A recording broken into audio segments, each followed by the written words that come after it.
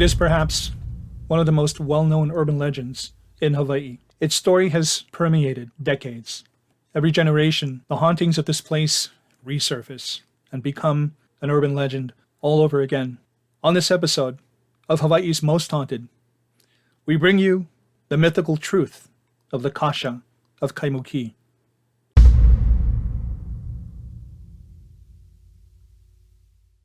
Beyond the cool waters and trade winds of our idealistic paradise is the thin veil which separates our world from the place where the shadows talk back. Welcome to Hawaii's Most Haunted.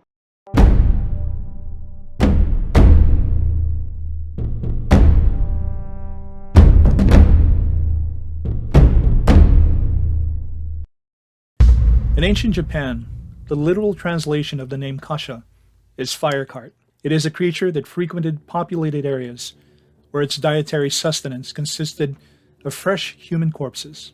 According to the lore, these creatures are a type of bake-neko, living among human beings under the guise of a common house cat or stray. They are bipedal and larger than most people, and they are accompanied by flames from hell, where they make their advent in the evening, during rainy or stormy weather.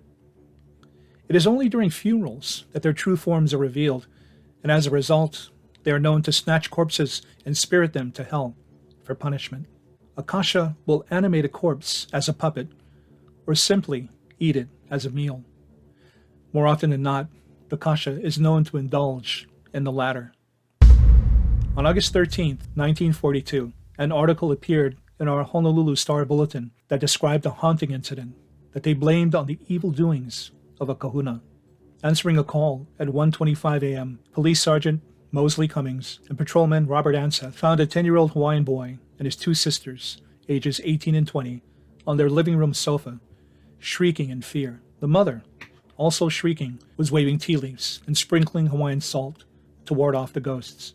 The mother stated that at 10 p.m., her 10-year-old son detected the odor of a ghost in their Kaimuki home, and apparently angry at being found out, the spirits attacked him, and subsequently his two sisters, repeatedly attempting to strangle them.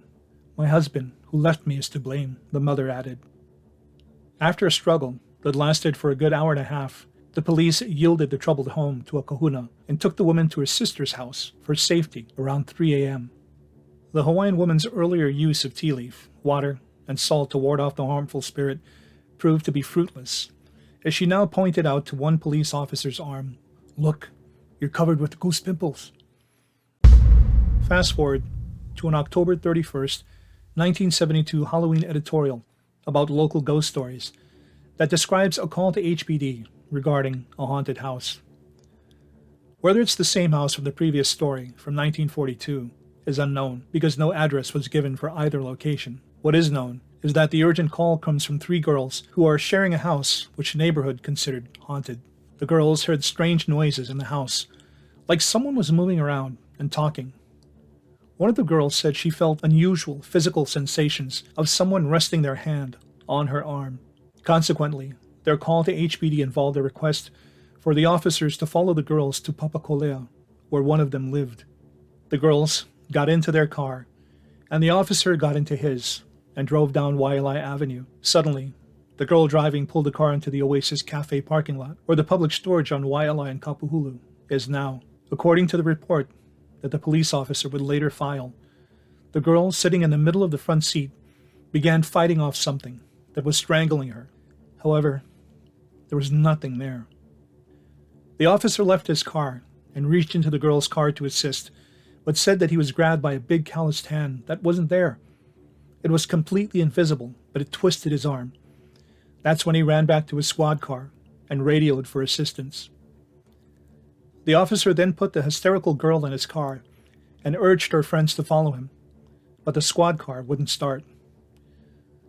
The second he placed the girl back in her own car, the other officer tried the motor, and it immediately turned.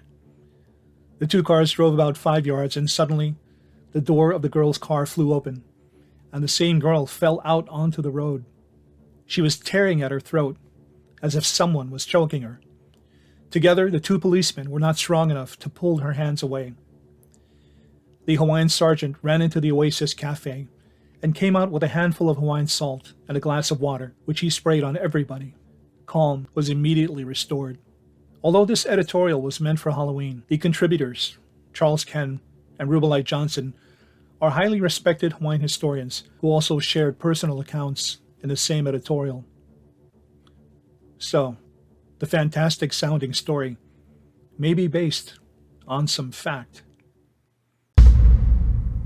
Fast forward again to 1994, when a book about obake and ghost stories in Hawaii is written and published by a professor of American history at Tokai International College in Honolulu. In the book is a story about a fictional character named McDougal, who is a hardened private eye with the Honolulu International Detective Agency. Glenn Grant told me himself that McDougal is fictional, and it says so right in the book. The tale is written in the old pulp novel style with a no-nonsense edge to it. Through his partner, Katz Oyama, the unwitting detective becomes involved in a world of sex, betrayal, and the supernatural.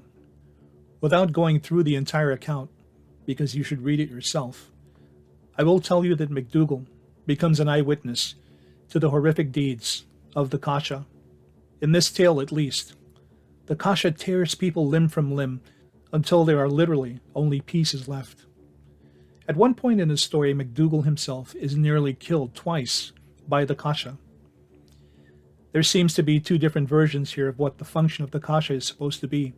Is it a collector of dead corpses?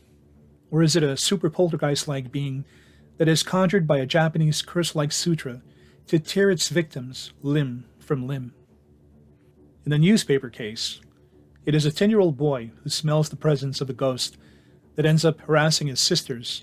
Later, 3 teenage girls are assaulted by a ghost in a Kaimuki house.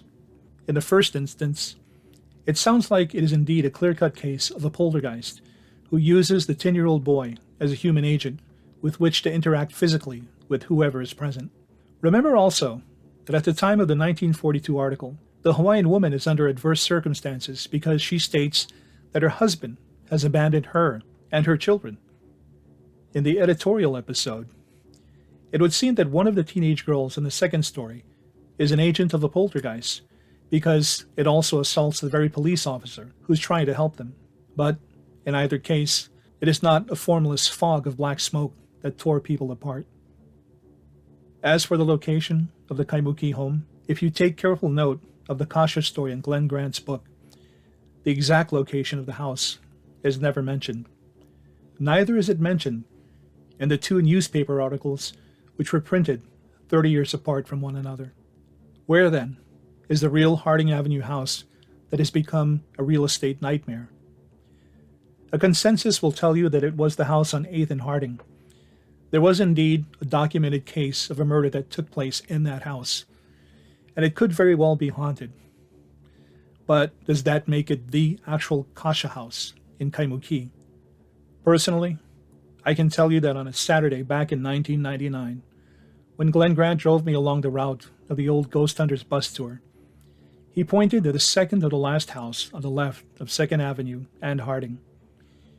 He briefly mentioned that there might have been a headstone in the back of that house where the ghost of the mother-in-law in the infamous Kasha story was buried.